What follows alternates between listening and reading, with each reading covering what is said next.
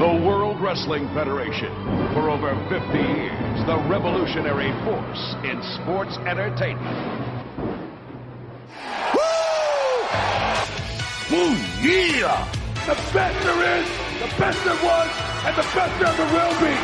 Money isn't everything. It's the only thing. And everyone has a price for the $1 Million Man. Shove that control into a nosedive, Hulk Hogan. Will you stop? All right, let's go over to Sean Mooney. And what's he gonna do when Hulkamania destroy you? Ooh, yeah, that's right, people. It is Saturday. It's the Retro Roundtable episode 6. And I bet you're wondering, why can I hear Kinny Killa's voice on a Saturday? What's up with that? Well, I'll tell you what's up with that. It is because it is the Retro Roundtable presented to you by the Sunday Segue Wrestling Podcast. It's your boy Kinny Killa. And as always, my partner in crime on this day is the cookie cutter podcaster himself, Mr. Michael Cook. Woo! You got to be fair to Flair on this show. Woo! Yes, indeed. In case people don't know, we're going to be reviewing Royal Rumble 1992 today. Very, very excited. I love this Rumble. Memories of this Rumble were embedded in my head. I'm not sure if it was the same for you, Cookie. Oh, definitely. And just Bobby Heenan's commentary. Oh. It's just a masterclass. This should be used at the Performance Centre for aspiring commentators. Definitely. How to be a heel. Well, also on the show, we were meant to have John Cooper, but John Cooper's got some things to do, so he's going to have to review another episode. But, as I like to say, if you've got problems, you go to your friends. You go to the clique. You go to the segheads. And who answered the call? X-Pac. Who answered the call? It was, of course, Billy the Mark Johnson. Billy, thanks for answering the call, my friend. 3rd time in a row. I know, tell me about it. I'm back like a bad disease and you just can't get rid of me. It's all good, bro. You know what the deal is, and I wouldn't want it any other way. Royal Rumble 92, I seen a picture you put up. You still got your VHS, bro. Yeah, I know. I keep all my old VHSs, and it does get me a lot of heat with the old man when I move from house to house. Well, if you want a bit of advice, I had all my VHSs. I copied them, sold the originals for over $1,000, and yeah. Because I had every single pay-per-view from the first WrestleMania up to maybe like Survivor Series 2008 or something, and I just I copied them, kept copies for myself, and then sold the originals. And then I ended up having to get rid of the VHSs just because, well, yeah, it was time. Space more than anything, isn't it? Yeah, but there's nothing better than an old VHS, man. Especially when you get that fucking fake ass. Or an Express theme music. God. And Dusty Rhodes' Wheel of Fortune. Oh my God, don't get me started. Alright, let's get into the show, people. That's right. You can make sure you can follow us on Twitter. That's at Sunday Segue. Segue is spelled S-E-G-U-E. If you don't know yet, we have a new website, sundaysegue.weebly.com. Make sure you check it out. We've got so much features on there. Also, like us on Facebook. Email us, that's sundaysegue.gmail.com. Subscribe to our YouTube channel, like us on iTunes, Mixcloud, Stitcher, TRN, Podomatic, and don't forget to download that Double Twist player.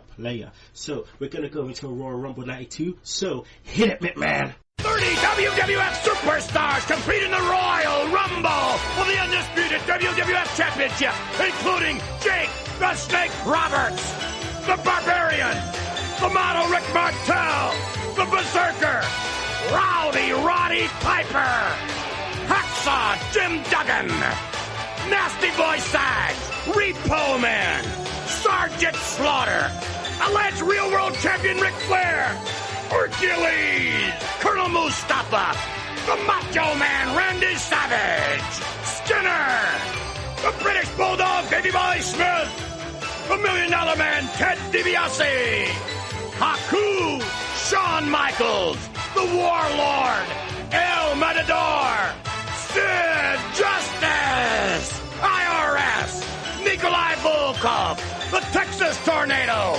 Virgil, The Undertaker, the Big Boss Man, Greg the Hammer Valentine, Superfly Snooker, and the immortal Hulk Hogan.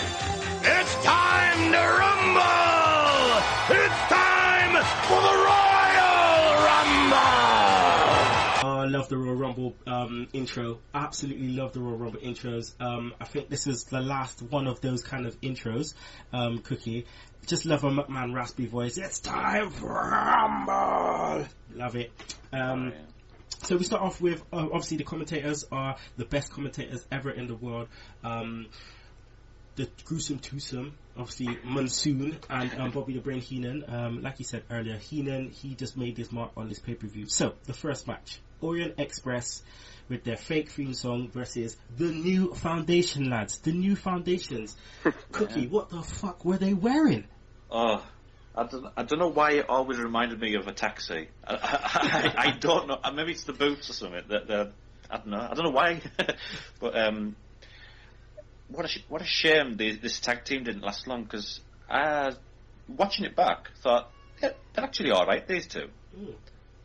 Even if it was Jimmy Anvil Neidhart just wanting to rehash the Hart Foundation.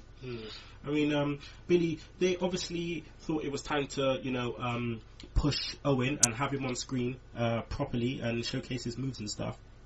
It was definitely the right thing to do at that time, wasn't it?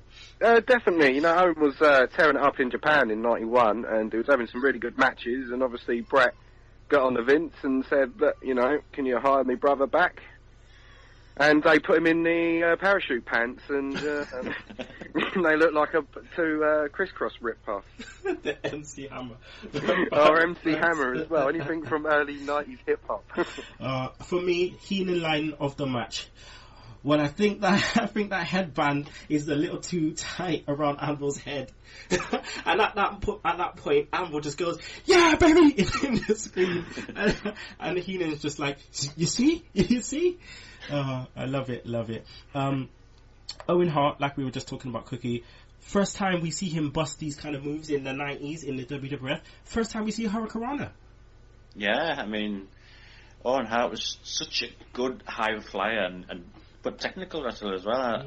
I thought he was fantastic, and what better opponents to do it on than Kato and Tanaka. They were a great enhancement team. They should have had more, but yeah, you could always count on the Orient Express to give a good match. Always. I mean, look at the previous Royal Rumble, one of my favourite tag team matches ever. Oh yeah. And I mean, they didn't disappoint here. Billy, what was your thoughts on the opening match? Because it seems in this era of WWF, the matches at the beginning was always consistent. They're always a good opener. You got to start with a strong opener if you're going to have a good show. But Paul Diamond and Pat Tanaka were definite pros, and they went out, got some great heel heat on Owen, and Owen obviously was great at being the baby face in peril. And when he did make that hot tag, that crowd came to life, and we got a really good match out of it. I really enjoyed it. Fuji is a very, very important part in these matches, whether he was managing Demolition or whether he was managing Powers of Pain or Orient Express. He was, pivotal in the heel heat. Now, the Cane, Cookie. Ooh. The Cane. This guy hooked the Cane up. Owen Hart got fucked up. Oh, he snapped the Cane in half. That was a great spot. Looking back a couple of weeks back, I thought, bloody hell, I can't even remember that happening. And it's that must have hurt that. Mm-hmm. Yeah, and the fact that when Lee slow-moed it at the end, that was horrible.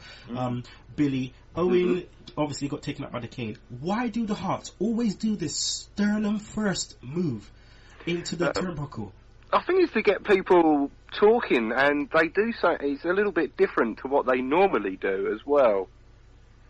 Obviously everyone else would take it back first, and I think they just wanted to stand out and be a bit different. I mean, it looks crazy, and of course it makes us as fans feel sorry for them. And I suppose, like you said, that's what they're trying to get over. Like, I'm hurt, feel sorry for me, I'm going to make my baby face come back soon, like, kind of thing, Exactly. Just a quick question. Weren't the Kane spot the finish to the Rockers versus the Orient Express from '91? No. What happened in that one is they had the belt, the karate belt. And HBK jumped into the belt so they can kind of knock into each other. And then at the end, Kato would do a slingshot into Pat Tanaka doing a chop, and then he would go for it a second time, and I think Shawn Michaels would do a springboard roll up over the ropes, and then at the same time Marty Jannetty would hit Kato into it, and then he would get pinned like that. It was a nice sequence at the end. Nice sequence. It jarred me memory of seeing that spot, and it was a finish as well. It might I'm be probably because just they getting did it it twice. confused. They faced twice because they faced at the beginning of WrestleMania 7 as well, didn't they? Yeah, they did. I think I might be thinking of Strikeforce versus Demolition at WrestleMania 4, actually. Yeah, that might be the finish, actually, for Strikeforce, yeah. What a team. So Owens better than Rick the Model Martel. Yeah. Who would have thought it? What a team. Tito Santana and Rick the Model Martel. Oh, God, Strikeforce. Jeez. Alright, let's go on to the next bit, okay? Which was the Mountie and Piper interviews, okay? Now, Mountie, gave his normal, Mountie promo. I'm gonna take his manhood.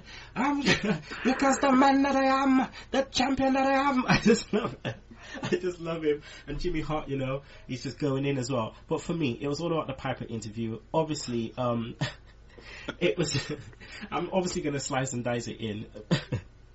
But it was just when he just goes, well, what we're dealing with is one of the original Village people here, with his mate Jimmy Hart, who keeps kissing the belt, leaving all that lipstick on it.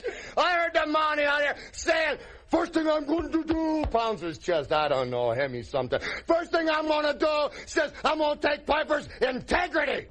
It's like Jacques Cousteau trying to find a dry spot in the ocean. I ain't got no damn integrity. You think I got so far? Second thing I'm going to do, I'm going to take Roddy Piper's manhood. Huh? I come here to fight. I don't know what you come here to do. I come here to win 2 titles. I can't do that till I win the first one. I think you've been dreaming. I think it's been all wet, too. Oh, on that note, let's get back to ringside. Well, what we're dealing with here is one of the original Village people. He tore it up. Billy, why is this guy so weird when it comes to his promos? I think just Roddy could get away with a gay reference in the 90s, couldn't he? I honestly don't know. I didn't think it was like one of my favourite Roddy Piper promos, but I did, had a giggle and whatnot. You just know Piper was just doing this just to shock maybe Mean Gene or something. Yeah, especially at the end part with the dreams. I think you've been dreaming. I think it's been all wet too. Mean Gene. He's just great, man. But Piper with his unorthodox promos, man, you just never knew what he was going to say. Just never knew. It was great, absolutely great. But Cookie, storyline for Piper though, winning the potential or possibility of winning 2 belts was a big sell for this pay-per-view. Obviously, apart from the fact that the WWF title would be there for the winner. Yeah, they seem to build that as a major thing for Piper. Being the first person to win both belts in the same night. So it made you sort of like, go on, Piper, let's do this. Yeah, because watching it as a kid, I didn't see that, what I saw was the WWF title thing, but when it came to growing up a bit and seeing it again and again, it just made me think, well, it is a big deal. 2 titles, he could win 2 titles. And when we get into it later, just the importance of when he came in, and at the time he came in the Rumble, how everyone was just like loving it, But let's go on to the match. The Mountie versus Roddy Piper. If people don't know the backstory, let's just go for it. So, the Mountie. he goes on to face Bret the Hitman Hart. Now, Bret the Hitman Hart, he was ill. He had what did they say, 120 degree temperature or something. 100 and something, but something. Bobby Heenan had a higher fever, and he was able to wrestle. And he said, basically, doctors said that he couldn't wrestle. He went against doctors' orders, and then basically got beat by the Mountie, got a roll up, shock stick to your dome. Piper came in to try and save the day. He ended up getting the shock treatment too. Hence why we have this. Jack Tunney installed him as the number one contender. So but as the Mountie says, what was Piper's win-loss record? Yeah, I love that in the interview. I love that in the promo. I thought, how about him never losing? So yeah, true. But have you guys ever heard about the rumours that Bret Hart, his contract was actually up, and that was the reason he had to drop the title? And apparently he was talking to WCW at the time. Oh, wow. Yeah, I know. That would have been a massive catch for them if they had got him. I don't think he would have been as big, though.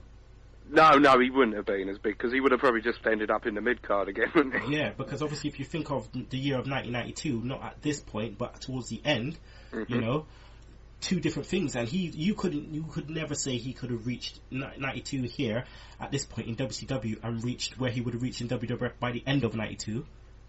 That's so true. With look who was at WCW at the time. Vader. They had Rick Rude. Yep. You know, you would have had Sting as well, yeah. and Luger had left by now, I think. Was it late night? Oh yeah, no, he had left by then. It was late 92. Yeah. Because he was off for ages before he came in because of an injury. Don't know if people's read the book, Lex Luger's book. Amazing read. Definitely should read it. So that's the backstory with that one. Billy, a very, very, very quick match between these two. It only went like 8 minutes, 7 minutes, something like that. Now, why do you think that was? Roddy doesn't do jobs, does he? And he probably just wanted to make himself look really good, and he's got to do a little bit of work later on in the Rumble. So that's the only reason I think they kept it short. I mean, I've never, thought as Piper, like, as obviously, as the catch-as-catch-can wrestler. I've never really thought he was that good in the ring. He was only really a promo guy. He was certainly more of a brawler than he was as another Rey Mysterio. Yeah. But I mean, obviously, when we review the next one, which is WrestleMania 8, which would probably definitely Piper had his best match of all time. But Cookie, I love how in the middle of the match Heenan just keeps trying to go backstage and find out Flair's number. Can I just leave it? You got to stop here, and you're a broadcast journalist. You're trying to pay people to go and get. I'll go and get you some popcorn. I'll get you some hot dogs. You want mustard? But Ric Flair and Mr. Perfect, surely they would have told him. I thought, he's the executive consultant here. So. Yeah, Monsoon was right by bringing that up.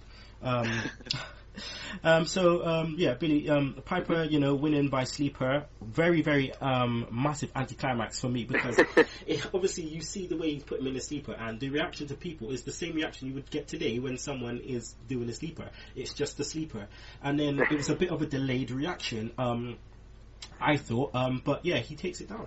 Well, yeah, it takes too long for the finish to come along if you're doing a sleeper, because obviously you've got to do the arm spot and drop it 3 times and everything like that. And, Piper's an old school wrestler, he does the aeroplane spin as well, so I think we all know what the finish is. Aeroplane spin, poke in the eye.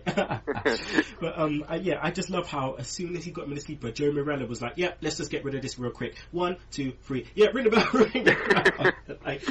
The crowd reaction was great at the end, though, when he won the belt, because it was his first title. Yeah. Singles title in WWE. A lot of people never knew that at the time. You wouldn't expect, you would have just thought, maybe a tag belt here, But yeah, his first title, and I suppose he kind of deserved it at some point. But yeah, I mean, like, to this day, I love his reaction. He's like a kid, he's just like a kid. Just give me the belts, take it off Joey Morella, and he picks it up, and the crowd, everyone's smiling. It's just wicked, absolutely wicked. The before bit though, Cookie, before he takes the belt, he decides to take the shock stick off of Hart, off of Jimmy Hart, and he decides to do the shock treatment on the Mountie. Now, everyone, I hope everyone knows about the sound effect. Oh my god. How fake and cheesy was that? It makes you cringe a little bit when you hear it now. It's like a kung fu movie at the end, like when you punch and you hear the psh later. It's literally, you hit him and then we hear it. But when I was about 7 years old, I actually bought into it, so they obviously did something right. But then when I see TNA do it in 2006, I wasn't so convinced. Oh, God. Didn't the Mountie come back with a bigger shock stick for Sergeant Slaughter? I think mid-1992, I think he was on top of the turnbuckle and he got this huge shock stick and just buzzed the hell out of Sergeant Slaughter. Sergeant Slaughter, I got something for you. It's bigger and rounder than it was before. Because the man that I am, I'm going to take your manhood. Oh, God. Did you think Piper's and Mountie's rematch at Saturday night's main event was better? 'Cause I thought that was better. I can't remember it, to be honest. Oh, well, Piper was wearing... Well, they shocked him, but he had a T-shirt on the whole match. And Piper got shocked by the Mountie and no-sold it. So he wins the rematch and takes the T-shirt off, and he's got this body armour on saying shock-proof. Oh, my God. I thought, that's perfect, that. There goes the Bret Hart tin thing, like Goldberg spear. Oh, God. All right, let's move on now. Let's go on to the Bushwhackers. Like I said before, I love shitting on this stuff. But the Bushwhackers versus the Beverly Brothers. Now the interview, Billy, before, right? I love this. Okay. It was so funny. All right, because again, obviously I'm gonna slice and dice because Jameson is funny as hell. But it was just the way that was it Butch? He was just like, Me, Gene, I've never been excited in all my life. Beverly Sisters, this is your final fling. And Genius, we have a surprise for you, don't we, Cousin Butch? Oh, yeah, and that surprise is in front of millions and millions of all our bushwhackaroos, Mean Gene. And when we get finished with those Beverly Sisters and the Genius, we're gonna feed them all to our mate, Bloody Jameson! Yeah, that's me. Just give me 1 minute alone with that Genius. I'm gonna thrash him. Whoa, you got it, Jameson. Do you have Mr. Blackwell's telephone number? Who? Maybe he's got yours. Thank you very much. Let's get back to Gorilla Monsoon at ringside. Whoa. Jane, I've never been more excited in my life. Beverly Sisters, this will be your final fling. I'm not exactly the biggest Jameson fan in the world. I always thought it was Vince's way of poking fun at Marks. Yeah. I obviously weren't thinking that when I was 8 years old. I didn't seem to mind him. I just thought he was a bit of a cheap Pee Wee Herman rip-off. He was always like, I'm going to thrash him. Oh. Cool. I love the way he said, that Jameson, I hate him. I love that. So, Cookie, match went 20 minutes, bruv. Oh, it was too long. I mean, the Bushwhackers, they were cheering them at first, and then after 10 minutes of going, whoa, fuck, we're going, shut up! Shut up! Get on with the match. And how many the delays in that match was unbelievable. Then again, in the middle of the match, they decided to delay the match again, and he's on the ropes going, see. It's like, Jameson eating his sock. Oh my God. The sissy chant just makes me laugh so much every time. He's just there, like, where does that come from? See. Like, where does that come from? Like you said, Jameson plays his character so well, Billy, so well. He does, yeah. He's very convincing at his role in what he's able to do out there. He doesn't do much, but by about 5 minutes in, my interest just warmed on this match, and I just don't have any interest whatsoever, and I hit the fast forward button on this last night. Yeah, you had to. I can't sit through and watch 20 minutes of that match. I had to fast forward pieces of that, but I loved how the Genius just whacked Jameis up, and then Heenan line of the match for me. Look at this idiot eating his sock. What's he eating? Did he find something underneath the ring? Oh man! But the finish came, Cookie, with a double axe handle from the top rope. A double axe handle. That was it. Well, I suppose that's how you beat jobbers around this time. Alright, well, let's move on to the LOD versus the Natural Disasters. Again, not an amazing match. Interview with Gene, always shouting at you. Hawk always says something random like... Well, Mean Gene, you know what makes us sick besides everything? Typhoon and earthquake, they make us real sick. You see, they want to throw their weight around. Well, that's okay. We want to throw your weight around too. And when we're done with you, and we still got the belts, your tongues will be hanging out like dead deers. Well, why, thank you very much. Let's get back to ringside. Earthquake and Typhoon, they like to throw their weight around. Well, that's okay. We like to throw your weight around too. And by the time we're finished with you, your tongues will be out like dead dogs. Oh man, I know, what a rush. No. I know, what a rush. That was surprising. Well, the Ascension one like that. Oh, Hit that music. Yeah, we're going to get on that tomorrow. I'm not sure. I don't know where music's going to be played tomorrow, to be honest. I'm not sure. Throughout all of it, isn't it? Yeah, the music might just play throughout. Yeah, you're right. I might just play it throughout all of it, but music is probably just get played right at the beginning for the whole of Raw. But let's not talk about Raw because I'm going to get upset. This is a happy, jovial retro roundtable, which it always seems to be. So, going by that promo, I don't know if it was my telly being on the blink, but they looked huge. I don't know what they've been doing for the last few months, but they were ginormous. His Animal's arm looked bigger than Mean Gene's head. They've been hitting them roids, man. Roids. Yeah, the icoprotein. We will probably explain the next match. Yeah. But, oh, God. Early on, Earthquake tries a bloody dropkick, Billy, in 1992. That's John Center for you. He was certainly a very talented performer, but he could do things that obviously performers of his size couldn't normally do. What was your thoughts on the match, though, Billy? Oh, it's very average, but at the end of the day, it is the Natural Disasters and the Legion of Doom, so their presence is more than enough to obviously get me to watch their match. Mm-hmm. Yeah, I mean, what and I actually paid attention to it, unlike the previous match.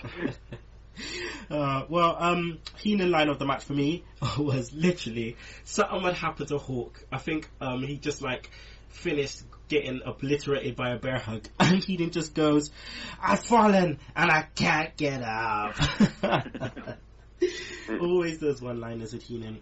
Match ends, Cookie, in a count-out, a count-out win for the Natural Disasters. I love how they think that they win the belts. Oh, Jimmy Hart. He's been in the WWF for ages, and he knows how this thing works. You know the rules, Jimmy. Stop jumping up and down thinking you've won the titles. It's so stupid.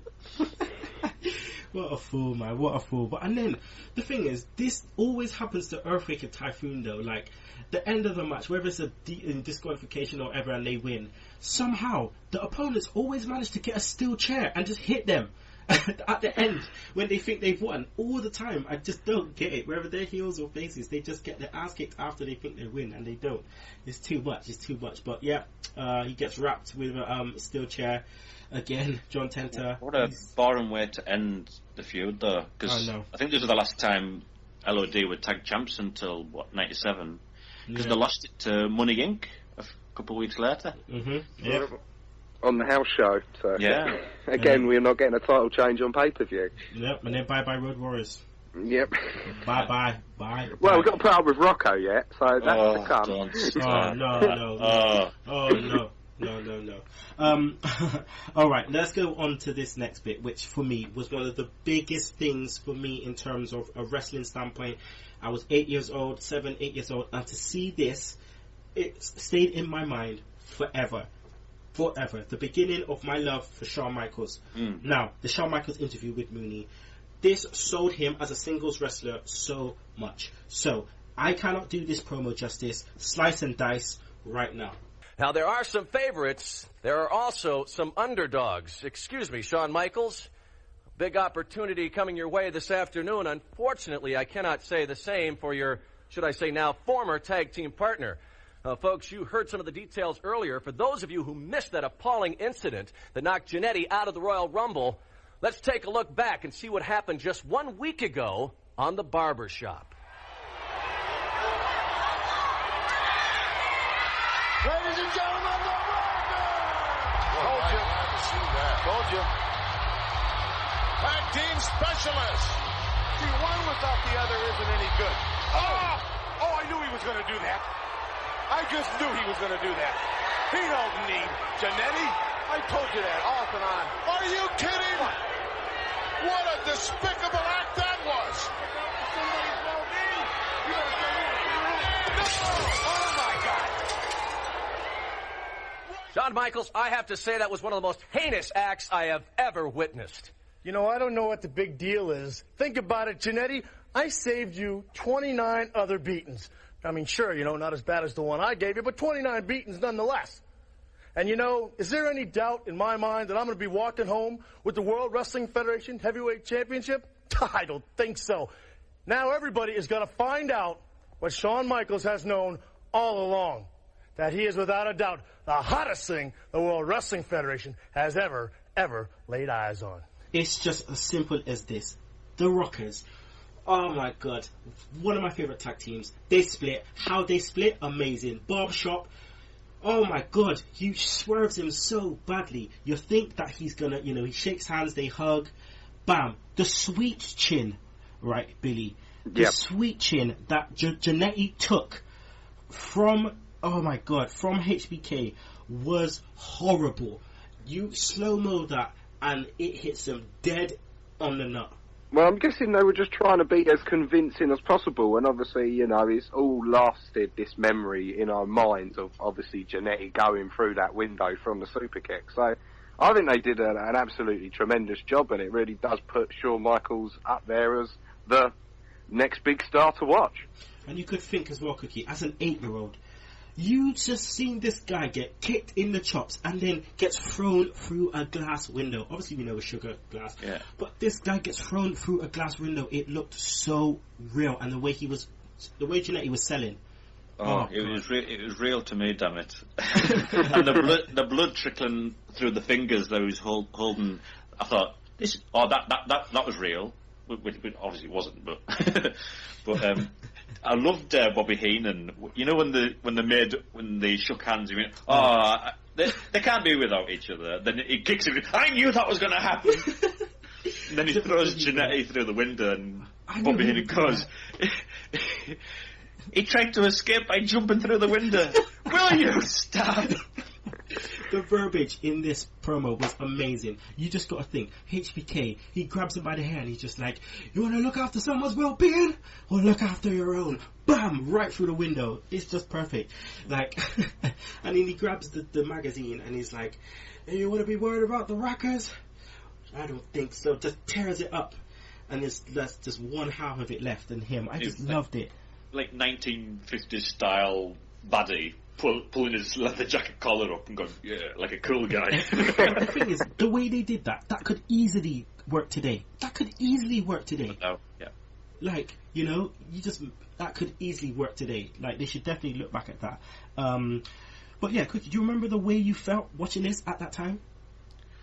Well, I was a big Rockers fan, and I thought, oh no, why Shawn, why? Great moment. Yeah, and the promo that he did at the Royal Rumble was this was the Heartbreak Kid here. It wasn't going, well, and we're going to be rocking and rolling all night long. No, this was the Heartbreak Kid. saying that Jannetty was going to avoid 29 of the beatings.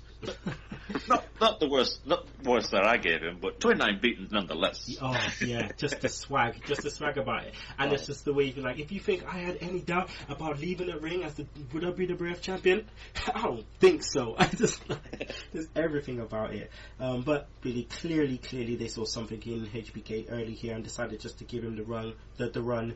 You know, Jannetty got HBK'd. Sorry about your damn luck. You know? Well, Jannetty's off. Obviously partying and taking way too many drugs, hence why we're not going to get the WrestleMania match between them. But eventually we're going to get a payoff in '93. So, yeah, we will. But it's one of the most, like I said, one of the most memorable things from my childhood is seeing Shawn Michaels super kick Jannetty through that window. Love it, absolutely love it. So this then goes on to promos by the superstars. Okay, promos by the superstars. Now this was before the Rumble. Now back in the day, superstars had couple minutes, maybe a minute each, to just run down all the other 29 competitors and just say what they're going to do. If they have feuds going on, which they tend to do, and they still kind of do today, you know, if they have feuds going on amidst with this, then they'll run down the guy. So we start off with Savage talking about his, regaining the belt. And then he just says, 2 things I want to accomplish this afternoon, yeah. Number 1, sometime I want to get my hands on the Snake Man. And the other thing is, yeah, I want to once again be the World Wrestling Federation Champion. Oh, yeah. Dig it. 2 things I want to accomplish. Number 1, sometime I want to get my hands on the Snake Man. And the other thing is I want to once again be the WWF Champion. Oh yeah, dig it. I loved it. Just loved it. And they had to start off with Savage, didn't they, Billy? Oh yeah, you got to start off with a big star, and then obviously they go on from there. I actually can't remember these promo packages because I was trying to watch the video as quickly as possible last night, and I fast forward through these. So. Oh man, sorry guys. That is all good. We then go on to Sid Justice, who is just looking insane as ever, soaking wet hair, just everything. Oh, I actually liked Sid Justice. Him and Macho Man, I think I would have liked to have won the Royal Rumble. Screw you, Hogan. Could you, doing a Sid Justice impression is easy. All you gotta do is grit your teeth and talk out the side of your mouth. You are looking at the next World Wrestling Federation Champion. You are looking at Sid Justice. Oh, you just got... I'm the master. See how easy it is. Easy. I am the master and the ruler of the world. But do you not like the way that Justice speaks very quietly and then it gets louder and louder and louder? That's the way I like these promos. Definitely. But sad for Sid Justice promos, because his early promos were wicked. But as we will go in, further down the line and we reach 1996, 97. Oh god. WrestleMania is the greatest event of the world. I love that one. What about the one when JR tells him that we're live? That's the best one, I think.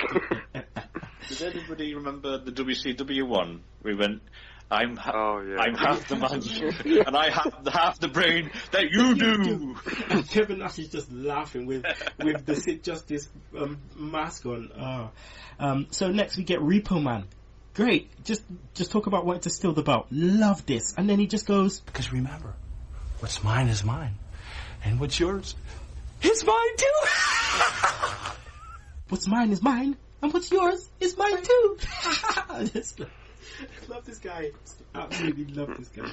And again, Cookie, we've said it before. He is such a different character from Smash. It's such... he has loads of different gimmicks over the years. But this one, I sort of liked it. I liked his on Primetime Wrestling where he would nick a car. As you do. You nick a car. So, and then after that, Bulldog, how many times does this guy have to fucking say Hall? Oh, I won at the Royal Albert Hall, and then I did this at the Hall, and at the Royal Albert Hall I did this at the Hall, and it was just like winning at the Royal Albert Hall. We get it, Bulldog. You won at the Royal Albert Hall. He had no promo whatsoever. And then we get the best. We get Jake the Snake just cuts this wicked promo and just teases Savage, and then he just goes, And Savage, believe me when I tell you, I'll be waiting for you. Yeah, I'll save some for you, and I'll have just enough left to walk out with that title around my waist. Trust me. Savage, believe me when I tell you, I've been waiting for you. Yeah, I have saved something for you, and I'll have just enough left to walk out with that title around my waist. Trust me. I just love it. Just absolutely love it. Anytime this guy talks, I just gotta turn it up and just listen. Like, oh man, he's just amazing. And then we were treated to another great promo by Flair. He just goes in. He just absolutely go in. So I'm just going to slice and dice this one in because I can't do this one justice either. Mirror on the wall. Today we find out who's the fairest of them all. We're at the Royal Rumble, and 30 of the greatest World Wrestling Federation superstars gather today to find out who is the man for 4 months. I've called myself the real world champion. So for me, there's no backdoor. But remember, boys, and that's to all 29 of you, I've lived one way, and one way only, and that's with the belief to be the man, you have to beat the man. And today, at the Royal Rumble, I am the man. Woo! Just loved it. Absolutely loved it. Mirror, mirror on the wall. Oh yeah. And then we get Hogan to finish off. Every time I see this fucker, I just see John Cena. That's all I see. Oh yeah. You know, Hulk Hogan's the same age on this pay-per-view as John Cena is now. Shut up. Yeah. No, are you serious? 37, 38, yeah. No, wait, actually, I thought Cena was 36, 35. It's around that same... Yeah. Are you mad? This guy's got a bald head, for God's sake. Yeah. He's got the egg in the nest at like... Oh, yeah. He was only like 40 in like 1994 or something like that. Jeez. Yeah. Oh, my Lord. He was bald in the 80s, Kenny. That's scary, man. He had the Zidane treatment from time. Jeez. Oh, man. Well, we're going to go to a bit of a break now. And then we'll be back with the actual Royal Rumble match. And then we will be back with the Flair post promo. We'll also be back with the pay-per-view rating, match of the pay-per-view, wrestler of the pay-per-view, and Cookie's top 10. So don't you miss it. The Sunday Segue Wrestling Podcast. Every Sunday, bringing you 100% news, 100% banter. We give you no less than 100% every week. Interviewing the best and up-and-coming wrestling talent there is in the world. Hi, this is Ring of Honor superstar Adam Cole. Hey guys, this is Justin Rosero from the Place to Be podcast. This is the People's Princess, Nadia Sapphire. Hi, this is Rob Schamberger. This is Shiloh Jones. Hi, wrestling fans. This is the Alpha Female. Hey guys, this is Jay Tuck, formerly known as WWE's Tyler Rex. Hello, pro wrestling fans. This is pro wrestler The Brian Kendrick, and you're listening to the Sunday Segue. The Sunday Segue. Sunday Segue. Sunday Segue Wrestling Sunday Podcast. Sunday Segue Wrestling. The Sunday Segue Wrestling Podcast. This is Jake the Snake Roberts telling you, if you don't know it, you're listening to the Sunday Segue Wrestling Podcast. Keep doing it, or else. Trust me.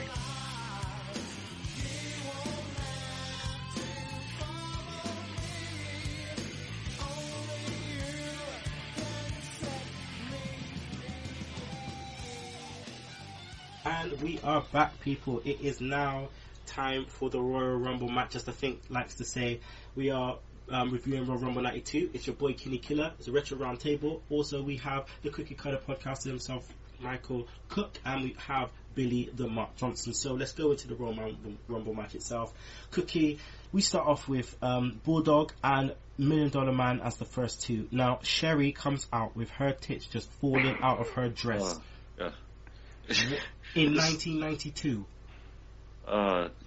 She was unbelievable, these outfits she used to come out with, because she was just coming out as like a 1920s thing, like. But this was the last time Sherry was with $1 Million Man. So I think she came on I think it was the funeral parlour, saying that she had a crush on Shawn Michaels. She got about a bit in it. Yeah. Billy Bush, what was your best Sherry partnership? Sherry and Savage, Sherry and $1 Million Man, Sherry and Michaels, Sherry and Harlem Heat. Did you know what? I actually really like Sherry, Harlem Heat, and Colonel Robert Parker. I thought those as a foursome were very, very funny. And I don't know if you guys remember the stuff that she did with Colonel Robert Parker, and obviously the Colonel was her lover, and it's honestly, some of the stuff that they do together is absolute comedy gold. But I'd say probably the one with Savage, because that's the one that's most memorable to me. Yeah. The Harlem Heat stuff was just funny, man. I love the way every time they came out, they stood there, did a pose, fire flames and everything, and then they'll walk down, and the camera would just go to each one of them so they could say something. And Booker T and Stevie Ray would just go absolutely in. They would just be like, "You think you two suckers? You think you two suckers are ready for me and my brother? Just wait until you get the Harlem sidekick sucker." I just love it. Then they would go to Stevie Ray, and he would just be like, "That's right, 145th Street. That's right, downtown Harlem. We gonna kick your ass." And then they would just go to Sherry, and she would just be like, "What are you gonna do with my Harlem Heat? Nothing." She would just be as country as hell, like just be proper country. "My boys are gonna get you." Sherry managed Ric Flair as well in WCW. Oh, is it? Yeah, Bash of the Beach '94 against Hulk Hogan, and she was doing splashes and everything in that match. She took more bumps than anyone in WCW entire 1994. So. Yeah.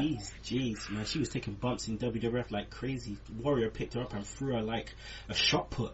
Like, jeez.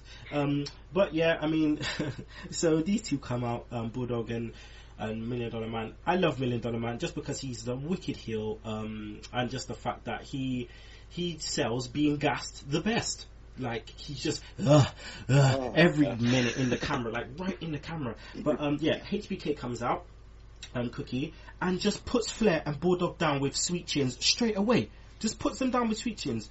And then, or as Carrillo likes to call it, press and kick and a beauty, wherever a press on kick is. Yeah, Heenan sold this match like an absolute boss, didn't he? Oh, when Ric Flair comes out at number 3, and he goes, "No, no," and Gorilla Monsoon saying, "You can kiss your meal ticket goodbye, Heenan." He kept on.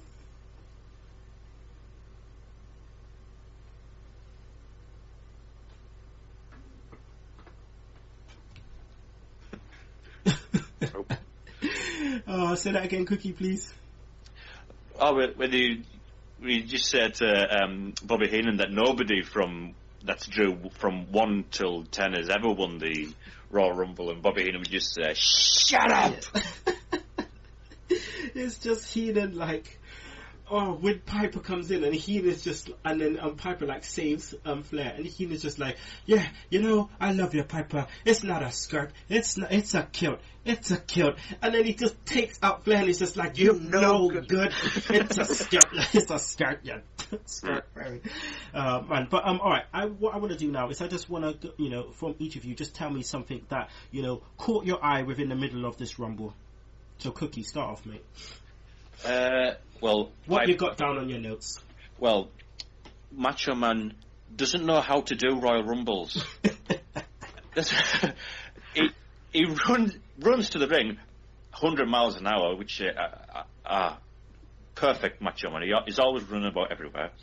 But he jumps over the top rope. And thank God Bobby Heenan says, apparently you've got to be thrown over the top rope. I thought, oh, Macho Man, you idiot. And he doesn't learn because he tries to pin Yokozuna in 1993. Oh my God. The funny thing is, everyone else is trying their hardest to just go through the ropes to get on the outside.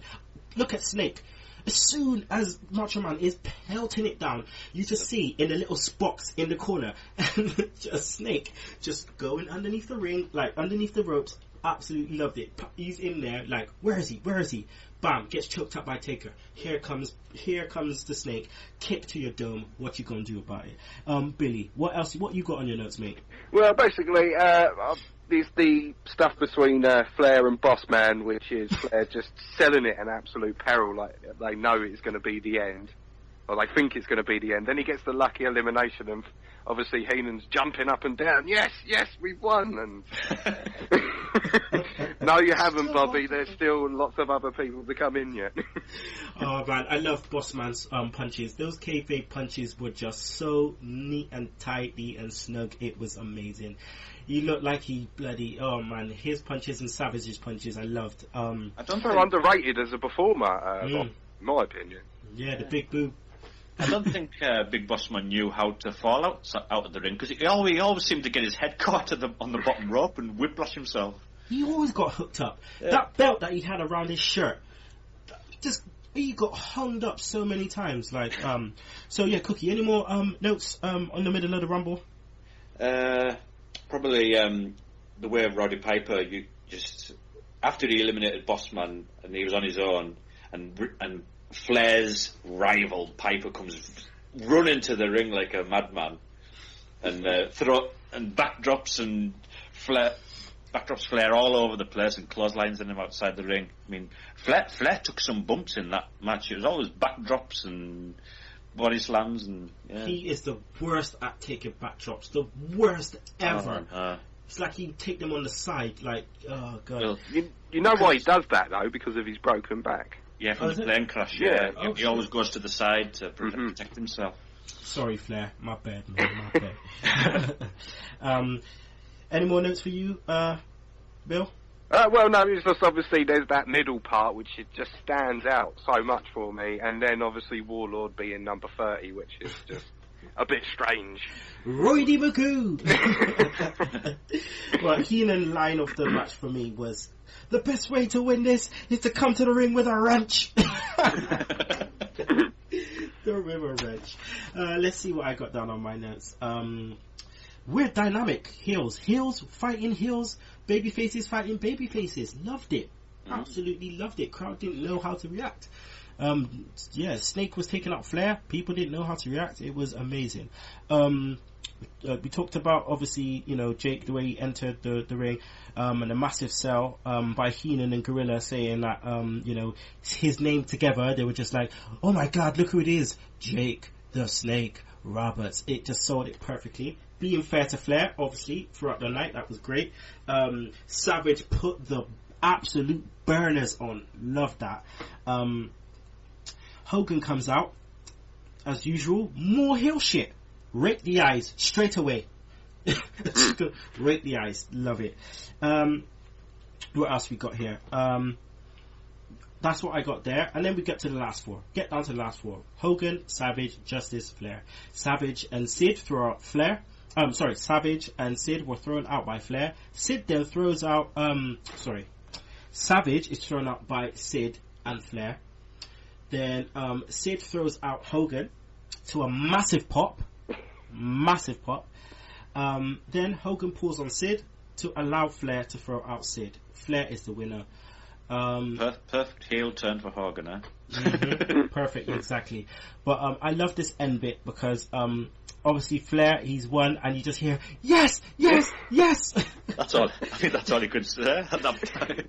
Yeah, and then Flair's in the ring, just looks exhausted, and then he sees Hogan about to come in, and he just pelts it, drops through the ropes. But Billy, the telling of this end of this match for me was the dynamic between Hogan and Sid. Absolutely loved it. It told so many things. Sid just treats Hogan like a absolute. He goes in on Hogan like a boss. I loved it. Absolutely loved it. Was quite an iconic elimination, isn't it? With obviously Sid pulling him over, and like you said, with the crowd, they just popped like crazy. So they're obviously ready for someone new, and I think that the crowd are obviously trying to tell Vince that they're ready for Sid. Yeah. But is Hogan ready to give up his spot? Who knows? Well, by the sounds of what Sid is saying, you ain't got a choice, bruv. You put into the signs, Hogan who? Hogan who? And they were chanting Sid as well, and And then when Hogan was doing it here, he was saying, listen to them, boo, boo. And then the best bit, Cookie, for me, before they went to the Flair interview, was Sid just going, come on, you chicken, I'll kill you. Didn't he go down to one knee at one point and put his arms out and the crowd were just cheering him? I thought they wanted Sid more than Hogan here. Something different. Just like someone took a bump as well at that point when he dropped to one knee and someone just like fell over. Like, I don't know if you realise that, but if you can, go back and look. But literally, as soon as he drops to his knee, I think it's Pat Patterson, he takes one hell of a bump. A nosedive, literally. But yeah, let's get to the best part of the whole pay-per-view, which is the end bit. Now, the Flair interview. The esteemed Jack Tunney, as Gene likes to say. Let's just slice and dice this shit in, cause boy, oh god. Let me just say, after Vito distorting the belt, they're proclaiming the real world champion. I'm gonna tell y'all, with a tear in my eye, this is the greatest moment in my life. When you walk around this world and you tell everybody you're number one, the only way you get to stay number one is to be number one. And this is the only title in the wrestling world that makes you number one. When you are the king of the WWF, you rule the world. Think about it like that, Mr. Perfect. Guys are the on brave. Woo! Woo! Let's give a big one. Woo! You did it. I was never so impressed with anything I've ever seen in all my life. He went out there for over 60 minutes, never took a back step, took it to Hogan, took it to The Undertaker, took it to whoever got in that ring. That's why he is, hey, Bobby, called now the real world's heavyweight champion. We're not the kind of guys that say, we told you so, but we told you so. Okay, very good. Ric Flair, you have made put that cigarette out. You have made World Wrestling Federation history here tonight. It's the greatest moment of my life. I want to jump. I want to party. But I got to tell you like this. For the Hulk Hogans and the Macho Mans and the Pipers and the Sids, now it's Ric Flair. And y'all pay homage to the man. Now the bit where he just goes, I'm going to say this with a tear in my eye. Just sold the whole thing for me. The whole thing, Cookie. Oh, this just put the icing on his cake of his title win. This promo, it added to it, and Bobby Heenan and Mr. Perfect, like two little girls in the background, just they were so happy. And I don't want to say I told you so, but we told you so. And they were perfect. And Billy, I mean, this sentence says it in itself. It had so much ramifications. The only title in the wrestling world that makes you number one is this, the WWF title. I love that.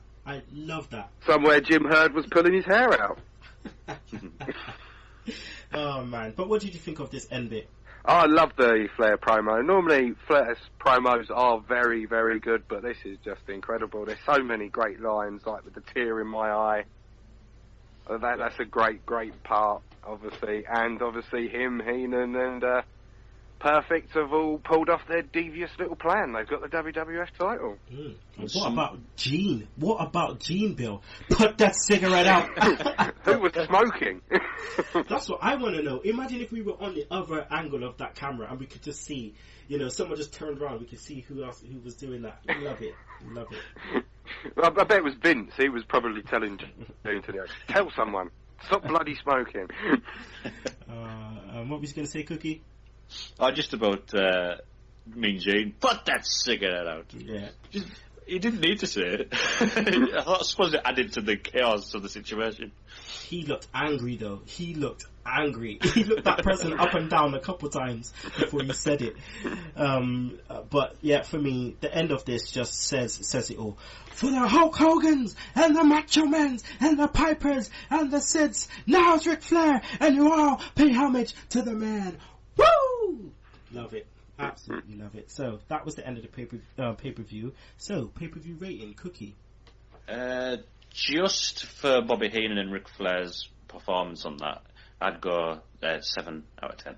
7 out of 10. Okay, Billy. Yeah, considering this is one of my favourite pay-per-views of all time, and I can't really be biased on giving a score, but I'm going to give it anyway. I'm going to be like 9 out of 10. Nice, 9.5 out of 10. Bro, when it's your favourite, you got to put that shit down, just like I did at Royal Rumble 91. Hey, that's got to get put down. You got to do it, man. So yeah, I rate that score. That's nice. For me, I give this one I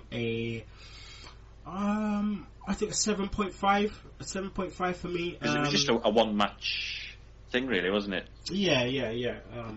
Because the others weren't good. I mean, comparison to Royal Rumble 91, you had title match in there. But yeah, so that was fine. All right, so cool. So, Cookie, match of the pay-per-view for you? Well, the Royal Rumble match, definitely.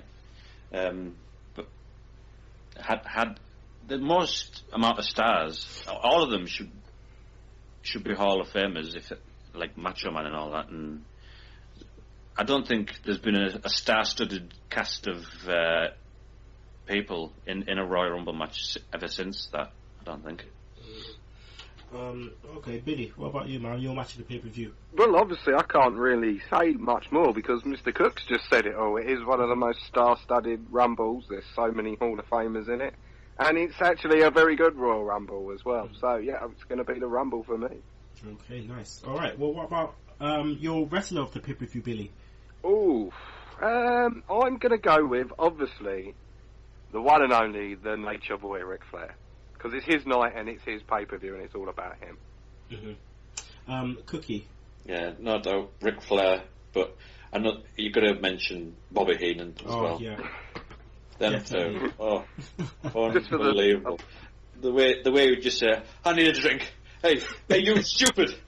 Go and get me a drink. I tell you what, man, I missed him so much when he'd gone. I missed him, man. He was just everything about the pay-per-views. Everything. And he does it again in the next pay-per-view when we talk about WrestleMania 8, which again is 92 was a massive memory for me. That 91 to 92 was a massive memory because that's the height for me of my my obsessiveness with wrestling. Okay, all right then, people. Right about now, to end the show, it is time for the Cookie Cutter podcaster himself, Cookie's top 10. So what have we got today? What have you got for us today, then, Cookie? Well, I thought I'd go for faces. Now I couldn't think of 10, so I've reduced it to like a top 5. Okay. So number 5. I'll so go top five faces of 1992. Yeah. Yeah. 5 Undertaker.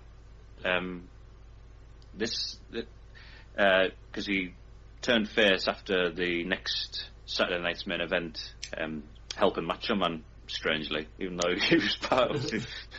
But he had a great match with Jake, and then a great, not match, but moment coming down to the ring in a hearse on Wembley Stadium. So he's grown in popularity at that point. Number 4, the British Bulldog. Just for SummerSlam alone, really. That moment when he beat Bret Hart, unbelievable. The way that Wembley just jumped up in the air, crazy. Number 3, Bret Hart.